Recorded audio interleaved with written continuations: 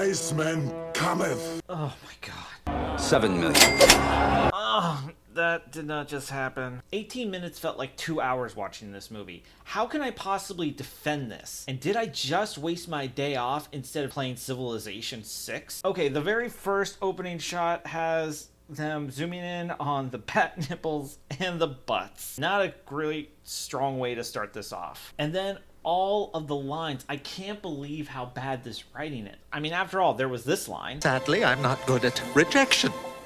I'm afraid you'll have to die. And then there was this. Chicks dig the car.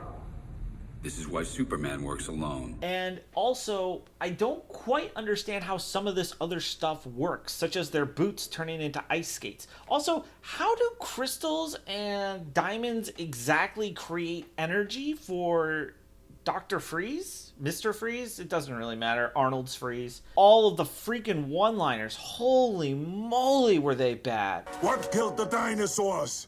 The Ice Age! Oh, I appreciate Arnold saying them, I guess. I guess that's part of what his career is, but man, it's pretty painful. I mean, Uma Thurman tries her best. She seems to be the only one really trying in this movie, at least trying to do a good job. I don't know, the performances weren't anything that I could really write home about. And then look at what happened with Bane. Injected with chemicals? You just some random dude that he just called Bane, and here's the best reason why he was called Bane. Bane. Bane of humanity! Oh my god,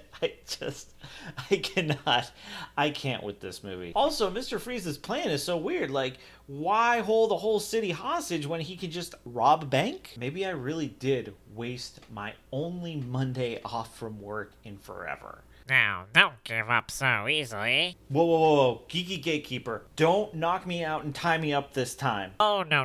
I'm not here to do anything like that. I'm actually here to tell you that this movie is defensible.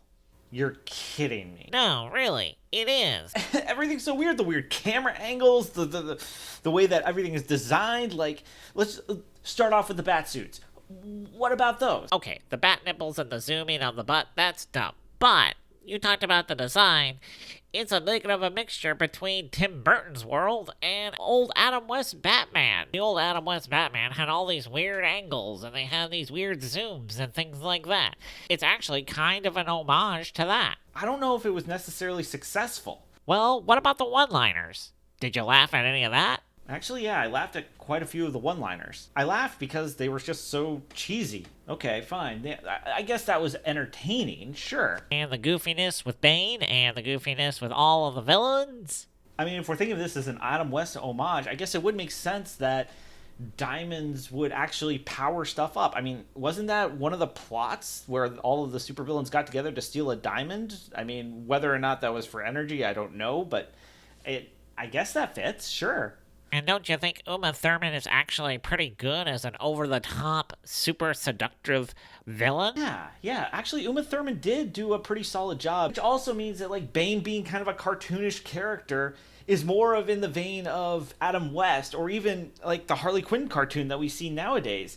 Just because it's different doesn't necessarily mean it's bad. Okay, I see where you're going with this. Yeah. And if we're saying that, then is the terrible writing and the plot really awful? No, the writing is still pretty terrible. But I will give you the plot makes a lot more sense now. So maybe, whatever, if we're just having fun here, nothing matters and nothing makes sense. This is like a Adam West nihilistic Batman movie. So yeah, maybe some of this movie is defensible. And you know what? I learned something else today, Geeky Gatekeeper. This movie harkens back to Adam West, and I can see why it's so beloved and how that's the intention, from everything with the bat ice skates to the bat credit card. Just like every other good cult classic, this movie is so bad that it is good, that it turns around. The one-liners I do laugh at, not because they're good jokes, but because they're so bad they're funny. And I find myself laughing for most of that. Do I like this movie? No, I still think it's pretty terrible. But are there some objectively good parts so that the misunderstood Batman and Robin fans can be proud of?